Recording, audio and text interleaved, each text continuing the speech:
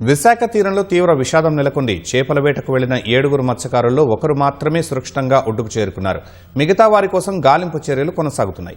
ఈ నెల 1న 7 మత్స్యకారులు చేపల వేట కోసం బోట్లో వెళ్లారు. అలల ఉధృతికి బోటు తిరగబడిందని, ప్రమాదం నుంచి సురక్షితంగా ఒడ్డుకు చేరుకున్న బోటు యజమాని కారెం చిన్నా తెలిపారు.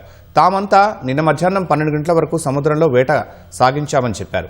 తర్వాత హార్బర్ వైపు బయలుదేరామని, ఊహించని విధంగా సముద్రంలో అలల ఉధృతి పెరిగి బోటు తిరగబడిపోయిందన్నారు. ప్రాణాలు కాపాడుకోవడానికి తిరగబడిన ఆ బోటును పట్టుకుని వేలాడామని చెప్పారు. మధ్యాహ్నం నుంచి రాత్రి 9 గంటల వరకు బోటును పట్టుకునే ఉన్నామని వెల్లడించారు. రాత్రి 9 గంటల సమయంలో ఆ బోటు పూర్తిగా నీళ్లలో మునిగిపోయిందని, అదే సమయంలో ఓ భారీ నౌక రావడం కనిపించిందన్నారు. ఎలాగైనా ప్రాణాలు కాపాడుకోవాలని ఆ ఓడ దగ్గరకు వెళ్లే ప్రయత్నం చేశామని వివరించారు. అతి కష్టం మీద తాను ఆ ఓడపైకి ఎక్కగలిగినట్లు చిన్న వెల్లడించారు. గల్లంతైన మిగతా వారి కోసం కోస్ట్ గార్డ్, నేవీ అధికారులు గాలింపు చేపట్టారు. 7 కళాశాలతో వేటకు బయలుదేరి వెళ్ళడం జరిగిందండి.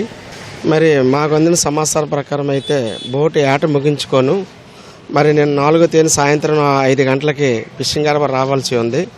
బోట్లోని సిబ్బంది అందరికీ కూడా ఫోన్ సమాచారం అంతా కూడా స్విచ్ ఆఫ్ చేయరావడం, అసలు బోటు ఉన్నదా, మునిగిపోయిందా, ఎటు కొట్టుకుపోయింది అనేది మరి అందరూ కూడా చాలా భయాందోళనకు గురవుతున్నారు.